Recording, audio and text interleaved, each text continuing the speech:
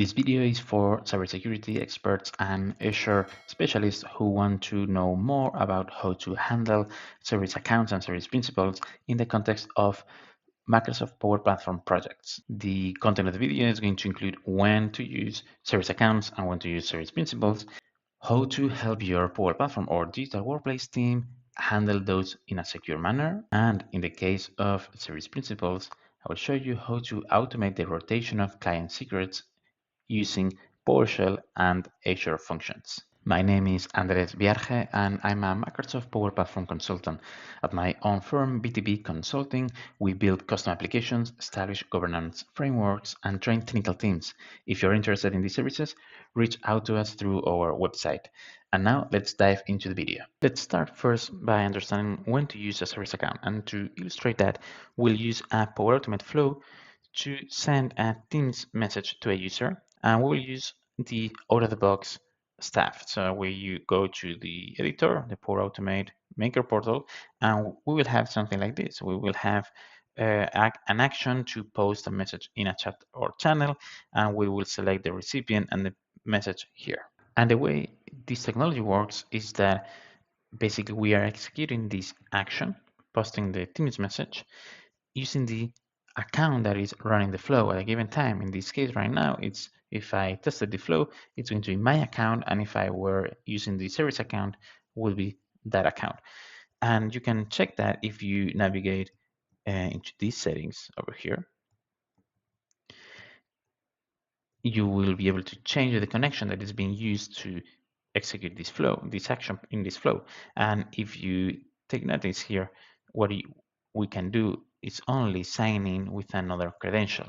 So here we will pop up the grant consent, the OAuth grant consent, and this is a delegate authentication. So here I'm performing the OAuth grant consent with my user, and it's going to be a delegate access. Now let's switch gears to a scenario where we do need to use that service principal. And here, if we just take a look at this part and focus over here, we see that we still have Power Automate, still have Teams. And what we need to do instead of posting a Teams message is adding the user to a team.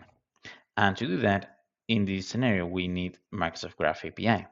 So instead of using the connector, we use the Graph API to perform this action. Why? Because in this case, this is for a real business scenario, the service account may not have access to the target team. So I'm going to use Flow to add this user into that teams, but the service account executing the flow won't have access to the teams. And if you pay attention, it makes sense because then in this context, the service account should have access to all teams in the whole organization. If you haven't used the Graph API before, let's jump to it in a moment. If you search for the overview of the Graph API, the Graph API is basically a service that Microsoft has to integrate all its ecosystem, meaning that identities, devices, Word, SharePoint, Teams, all the digital workplace apps, the Power Platform itself, everything is accessible via the Graph API or in the way to doing so. Still, we have some legacy APIs around because we are moving towards that since quite a few years. And if you navigate to the particular endpoint documentation, you go to the Microsoft Graph REST API documentation and search for add member. You would see this page where it's explained how to use this endpoint to add a user into a team using directly the Graph API, not the Power Automate connector. And here's where we need to pay attention to permissions types, because what we were doing with the Power Automate flow is delegated permission type. So it's on behalf of the user executing the flow, meaning that I can only add users to a team I am a member of as a user, as a service account, or an individual user. Instead, what we want to do is service-to-service authentication using an application grant type.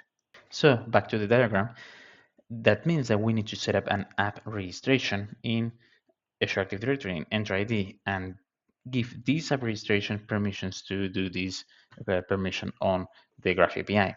Now, we won't consume directly from the Power Automate the secret from here, because otherwise we would be hard coding, putting in plain text a secret value, a password, directly in the Power Automate flow, which can be potentially accessible by a lot of people.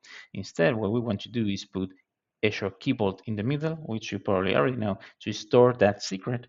And then Power Automate uses the connector to access the Key Vault, so that the account accessing the Key Vault needs to have permissions over the Key Vault. Then we control who can access which account.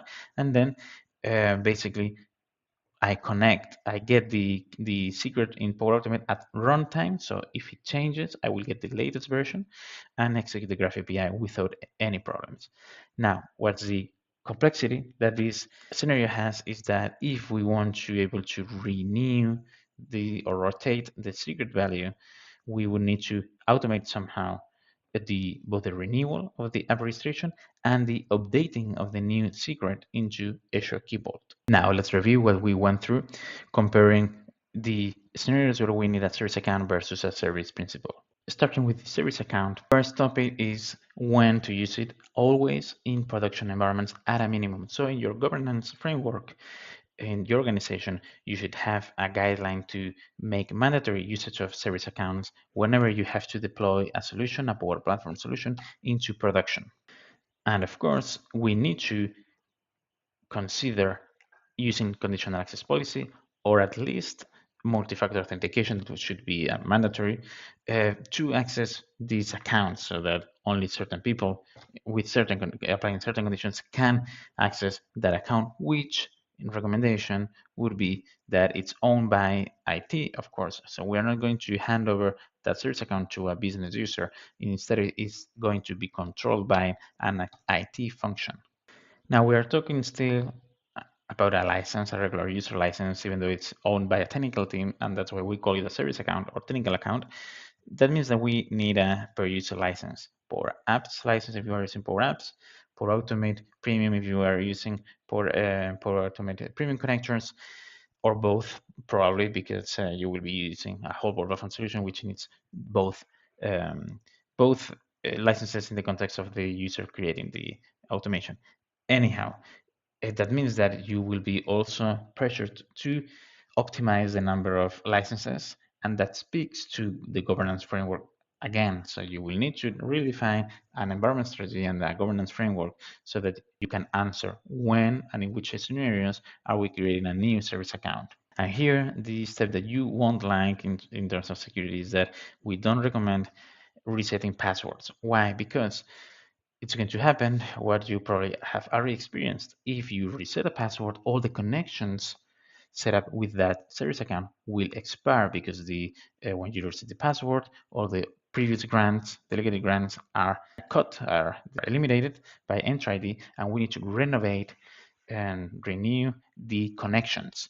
That means that if you insist on, it's okay if you insist on having a password reset policy for service accounts, you need to really coordinate with the owners or the people using the accounts, so that they can reset the password and immediately um, reset the connections where they are using the service accounts. And this is not trivial, because we are talking about solutions that are in production. So if you don't do this properly, you will be affecting the operations of a productive solution.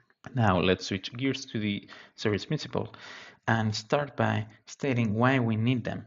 And it's normally just because technical reasons, because they are needed to fulfill a business requirement. As we saw in the previous example with Power Automate, we couldn't do that action using the OAuth authentication using the service account, and instead we needed to use the Graph API directly and use the service principle. And that's going to be the majority of the cases, unless you are using connectors like Dataverse or SQL Server, where you may want to use a service principle directly. But because of the complexity that it holds, normally we are going to default to service accounts and service principal only when needed. Also, because handling here, as you can see, we will need to separate and have more service principals in our environment chain. So when using the service account, I was telling you at least per the environment. Why? Because if it's dev and test, it doesn't really matter if it's my account as a developer, the one executing and sending notifications to the test users, because we are in a test environment. It's perfectly okay, and we save some money, and it's not a bad, because there we shouldn't have any confidential data, because it's a dev and test environment. But instead, if we are having a service principal, we should have separated service principal for the dev test environments, maybe even dev and test separate, and certainly separate one from production. In terms of licensing, this is service-to-service authentication, so we don't need a license for the app registration, but the app registration is going to be used in the context of a flow, which will be used by executed by a service account, meaning that in the end we still have the service account being licensed. And also, this brings to attention that it's not service account or app registration or service principal. It's going to be a combination for those scenarios where it's needed. So it's a complement. So it's service principal is a complement to a Power Platform solution, rather than let's use service principal for all authentication, because it's not technically possible. In terms of ownership, probably here we'll have more involvement on the Azure team or the cybersecurity team. And the reason is because we have a more complex setup, where we need to set up, as we saw, a Key Vault, client secret handling, etc. in Azure, and probably the Power Platform or the Digital Workplace team won't have permission or ownership over that. To finish up, let's see how to configure these whole things, the Key Vault, the Azure Functions, to do the secret rotation. So basically here you go, take a screenshot if you will, to configure the Key Vault and the Azure Functions. Here the key point is that we are going to use a managed identity to interact with Key Vault, and also the app registration, so that we can do the secret rotation, create a new secret and delete the previous one. And to do that last part, remember to assign the application administrator Azure role to this managed identity in the context of this global role, because you need this global role for the Azure function to be able to handle the app registration. Here's the code of the Azure function. You can copy paste if you want, or just let me know in the comments, or contact via my website if you want to get a hold of it or see in more detail how to configure this. Also, you will find in the description and in the link on top of the video a more detailed video from my channel, where I go over this setup more thoroughly. That's that. So let's see you in the video. Thank you very much for watching, and bye.